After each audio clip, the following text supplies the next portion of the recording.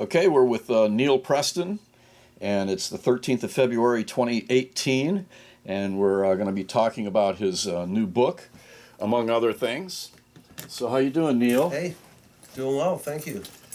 All right, so before we went on camera, you were telling me that you never thought that you would be the guy on the other side of the camera being interviewed. That's not what you started out doing. No, it's not what I signed up for. That wasn't your purpose.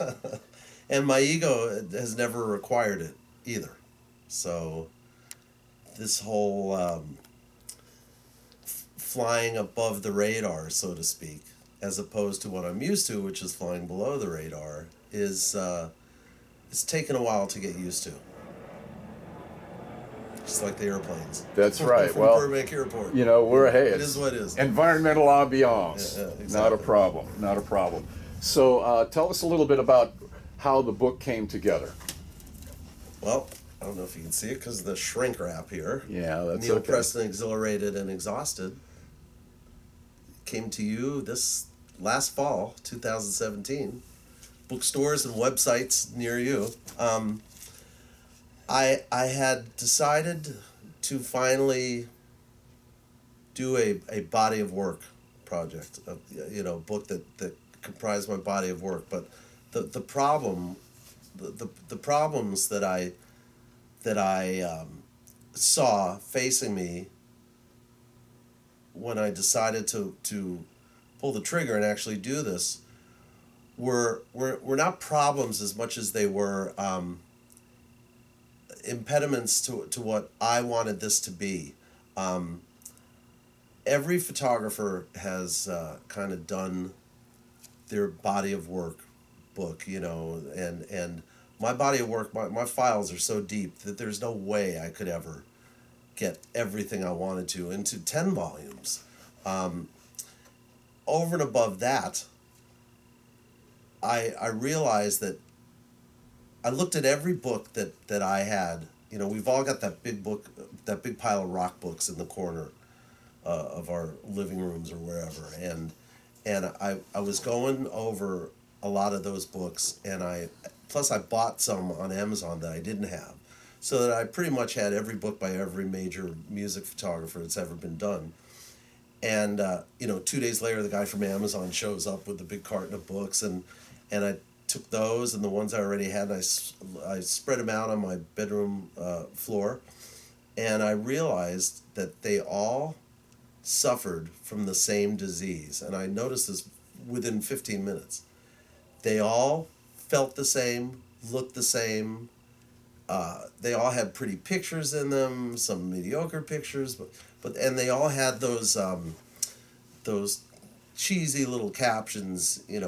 I photographed Bruce Springsteen, and then we had a cheeseburger, and he was a great guy.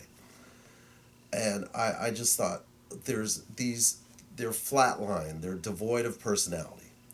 And if I'm going to do a book, it's got to have my personality in it, or as much as I can get in words and pictures. So that was my challenge. My challenge was to do a book that nailed my personality. And I decided that the route I was going to take was to write a fair amount of text, but to make it about my job. Here's what it's like having what you think is the glamour job of the 20th, 21st century. But it's not as glamorous as it seems. On the contrary, it's rarely glamorous, and more often than not exhausting, and the pressures, the stresses, the deadlines, all of this stuff goes into having a job that I have, that not a lot of people on the planet have had. So I wanted to write it from that point of view, as it's about my job, and then that would be the spine of it. And then from the spine would grow rock stories. And I've got 1 million, you know how many rock stories I have. I've got more than anyone, and they're all great, and they're all real. None of them are embellished or anything. But I wanted everything to flow from my job and to point back to my job when I was finished telling each individual story. And that was the way that I conceived this book. So therefore, you know, there's some famous photos in the book. There's some not so famous ones. There's ones that just necessarily illustrate whatever story I'm telling, but it's really written conversationally with a healthy sense of humor and an even healthier dose of self-deprecation. Because if you know me, I'm all about that. So, Well, I think that's excuse me. I think that's pretty critical because you're flying with some major celebrity types, and it could very easily become an ego trip, and the fact that you approached it as this is my job, and it's not all glamorous.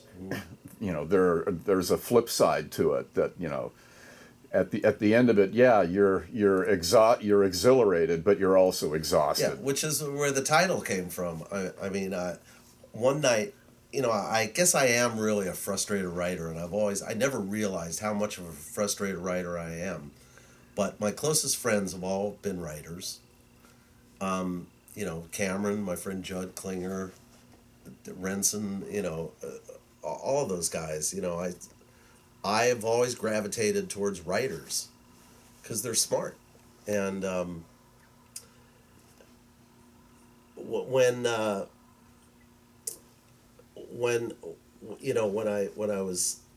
was working on the book, and late one night I was just drifting off to sleep, and they say that's the most creative time for anybody, is the few minutes right before you drift off to sleep, when your mind is open and stuff can come in.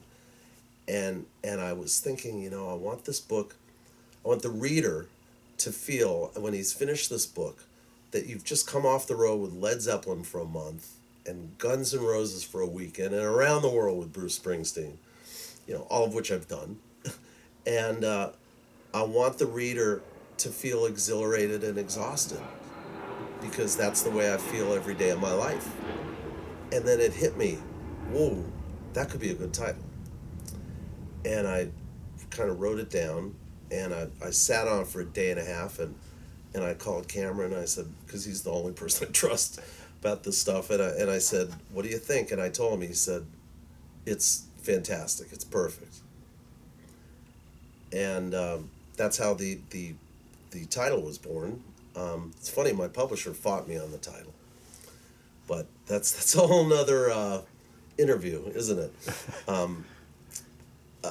But I wanted, look, no one's going to be able to go on the road with Led Zeppelin anymore. So I'm the 1 degree of separation, and I know this. And I wanted to create a vibe that would get you as close as possible to what it feels like being on the road with The Who or Led Zeppelin, or, and the stuff that I think about when I'm on the road, which is not, oh man, I can't believe I'm talking to Pete Townsend. Well, it's a bad example because Pete Townsend's the one guy in the world that I still can't believe I'm friends with. But, oh God, I can't believe that I'm in the room with Jimmy Page, or I can't believe I'm in the room with Brian May or Freddie or Stevie Nicks or whomever. It's more about, I've got pictures to shoot, I've got labs to get filmed to, I've got, the amount of stress that you're under is unbelievable. And no one ever thinks about that. Well, except I have to think about it. Well, everybody thinks of rock photography as like a really cush gig, that it's fun, it's glamorous and all of that, and it's great that you can kind of show that side, but also show the other side of it, and that it's a complete experience. It's not just a one-dimensional experience. No, and a lot of, it's funny because a lot of what I have to deal with, job by job, I was going to say week by week or month by month, but job by job, how to get through it is all really a matter of common sense. You keep your eyes open, your ears open, and your mouth shut.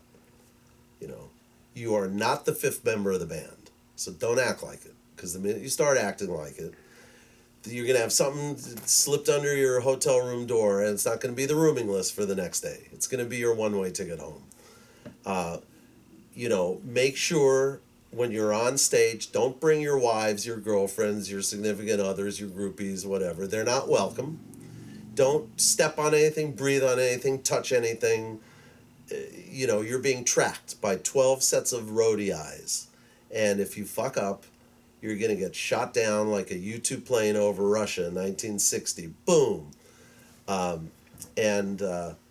As I like to say, when the crew is loading out, get out of the way. It's not worth being impaled by a forklift because you're trying to impress some girl from Memphis who you'll never see again. I speak from experience. Et cetera, et cetera. You know, make sure your laminate is in plain view because you're not going to be able to argue with some part-time wrestler from UCLA who's doing security while Kiss is playing 11 feet from you. You know, and I write about, you know, the one day that I probably lost 20% of my hearing. Thank you, Dave Grohl.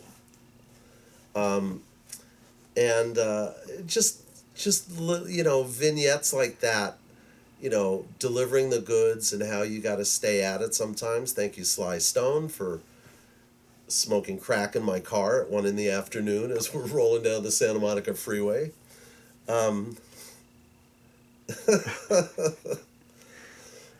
Excuse me. You know, but again, the stories in the book all point back to my job. Because at the end of the day, that's what matters. Right. Delivering the goods, making that deadline, getting the photos that you've been hired to get, whether it's for the band or for a magazine or what. Right. Well, this is going to be kind of weird, mate. But nothing in my life is weird. All right. Well, what is it that, aside from the fact that you can, you know, be there and not be obnoxious, not get in the way, and make a deadline, what is it about the images that you capture that has attracted the top level right. of people, clientele, if you want to. Okay, you know, in sports, music, yeah. film. Well, you know, when we talk about music, and we'll use that as the litmus test. Apparently, and I didn't realize this for a long time, I have a style, and it's not anything that I worked at or tried to develop over the years. It's just something that I had from day one, which was, when you talk about performance photographs, the way I shoot tends to be very clean, and you know, I don't like a lot of extraneous stuff, microphone stands, you know, whenever possible. I like to get rid of that stuff. And to shoot people in a kind of heroic sense, visually, because they were my heroes, you know. So but I know, I realized one day when my stuff went up on this 60-foot wall at the Hard Rock in Las Vegas, and I saw like 25 prints, you know, next to each other, and I realized that the stuff looks different than anyone else's stuff, performance stuff, that is. And it really hit me like a ton of bricks one day that I just said, oh, now I get it. I do what I do, and it doesn't look like what anyone else does. You can't pay for that. Yeah, I mean, you can't. I guess you can develop that style, but I think you're better off if it's just innate. You know. If it develops organically, that's a great thing. Mm-hmm. You know, so that's a perfect. Let's go back to the very beginning. I mean, what was it that inspired you to pick up a camera? I was given a camera by my first brother-in-law. My first of 3 brothers-in-law. Sorry, Carol. And I always say that, and you know, I know she laughs. When I got this camera when I was about, I don't know, 12 or 13, I guess. And what was it? It was an Ansco Speedex 4.5. It was a camera, you'd press a button. It had like no lens on it, but you'd press a button and the lens would be on a bellows and it would come out like this. And to me, it was like the greatest camera on earth. I didn't really know how it worked. I remember sitting around pressing what was obviously the shutter release button, and nothing would happen. And then I figured out that, oh, there's this other thing that if you move it over here, it kind of cocks. There's like a spring-loaded thing, and then you can fire the shutter, like cock the shutter, fire it. Boom, boom, boom. And I didn't know about photography, but the analogy I like to make is some kids, when they get behind the wheel of a car for the first time, they don't know how to drive, but they instinctively understand the relationship between the gas pedal and the gear shift and the brake, steering wheel. And that's how I was with cameras. I just immediately got the relationship between the lens and the shutter and how much light you're letting in and not letting in. I went, my dad was a stage manager, was a Broadway stage manager. It was a big deal in the New York musical theater world. And I used to go, and when I was old enough to get on the subway in New York and go downtown and see my dad, I used to always go and see him at the theater. I used to love that. And I developed an appreciation for stage lighting and this is Broadway musicals. This is nothing to sneeze at. Right, it's the big time. This is the big time, yeah. And I had my camera one day, and my dad was stage manager for Fiddler on the Roof, the original Fiddler on the Roof, and I snuck a photo of the lead actor was sick. I guess the lead actor must have been Herschel Bernard.